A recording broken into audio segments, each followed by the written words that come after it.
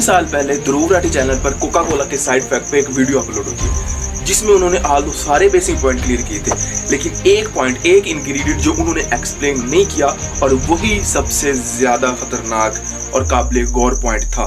पाकिस्तान में तकरीबन रोजाना लाखों लोग इस ड्रिंक को पीते हैं, ये जानते ही हुए भी कि लॉन्ग टर्म में इसके साइड इफेक्ट बहुत ही ज्यादा सीवियर है। एक ऐसा ड्रिंक जो किसी ड्रग की तरह एडिक्टेबल बन जाए। आखिर वो कौन से ऐसे इंग्रेडिएंट्स हैं जो इसको डेंजर बनाते हैं और किस हद तक इनका यूज करना सेफ है और कब ये जानलेवा बन जाते हैं। लेकिन इन सब क्वेश्चंस के आंसर करने से पहले कुछ कॉमन मिथ्स को सॉल्व करना जरूरी है। जैसे कि इस मिथ को सॉल्व करने से पहले आपको बोतल के बैक साइड पे गौर से देखना पड़ेगा।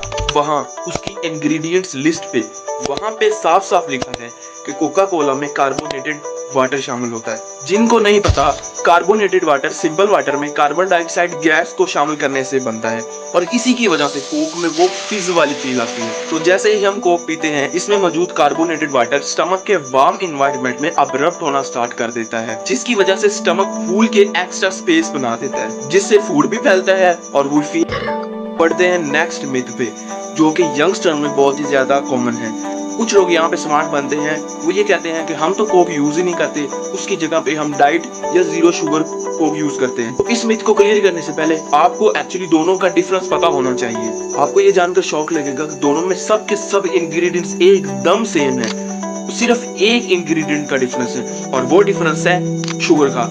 और इससे भी ज्यादा हैरानकुन बात ये है कि उसमें रेगुलर शुगर तो बिल्कुल नहीं होती, लेकिन आर्टिफिशियल शुगर रेगुलर शुगर की अमाउंट से भी ज्यादा होती है। रेगुलर कोक में पर सर्विंग 39 ग्राम शुगर होती है, जो कि ऑलमोस्ट 10 टेबल स्पून बनते हैं, जबकि हमारी डेली लिमिट है 6 टेबल स्पून। दूसरी तरफ कोक जीरो और डाइट कोक में जीरो शुगर होती है।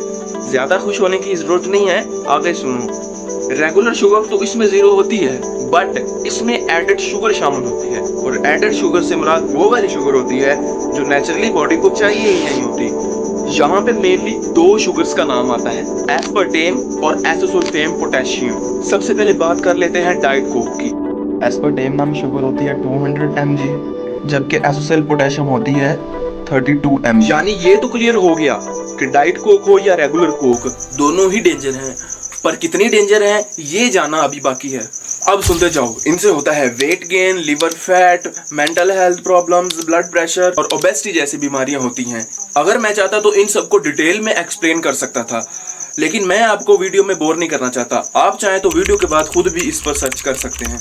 अब ये सारी तो वो बातें हैं जो आप में से 50 से 60% लोगों को पता होगी, लेकिन वो मेन इंग्रेडिएंट जिसका 90% लोगों को नहीं पता और नुकसान पता होने के बावजूद भी हम लोग सॉफ्ट ड्रिंक को छोड़ नहीं पाते। आपको पता है, जब भी हम कोल्ड ड्रिंक पीते हैं तो फौरन से हम इतना रिफ्रेशिंग कैसे फील करते हैं, जबकि जूस वगैरह पिए तो हमें अचानक से वो वाली एनर्जी फील नहीं होती।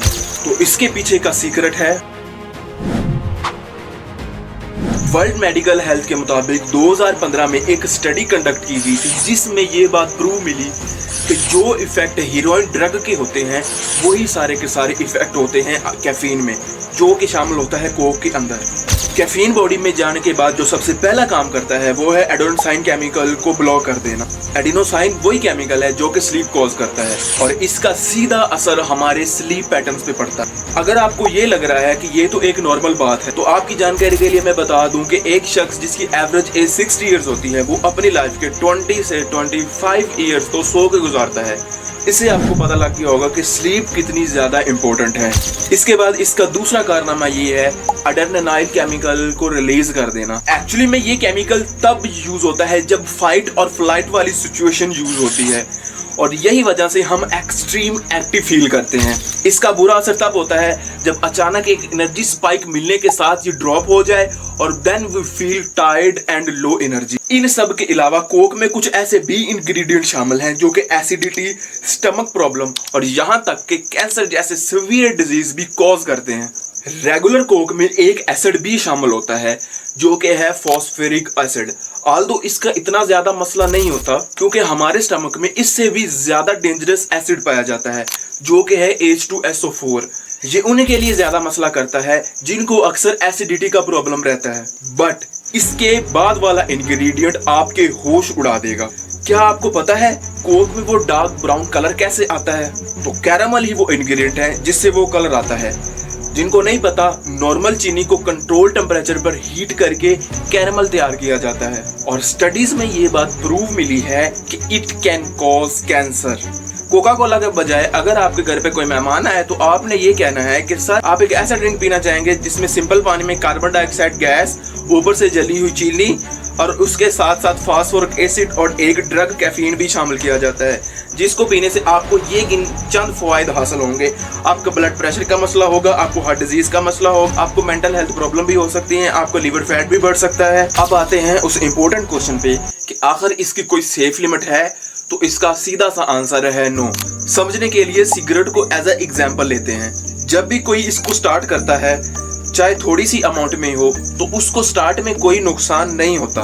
प्रॉब्लम तब होती है जब वो हैबिट बन जाए और सिचुएशन कैंसर तक पहुंच जाए। सेम यही रूल सॉफ्ट ड्रिंक और अदर शुगरी फूड पर भी अप्लाई होता है। वीडियो पसंद आए तो उनके साथ जरूर शेयर कीजिएगा जिनकी आप परवाह करते हैं। और अगर आप साइंटिफिक मेथड से चाय बना के अपने किसी प्यारे को इम्प्रेस करना चाहते हैं तो आप ये वाली वीडियो देख सकते हैं। तो ओके बाय, मैं आपको वही मिलता हूँ।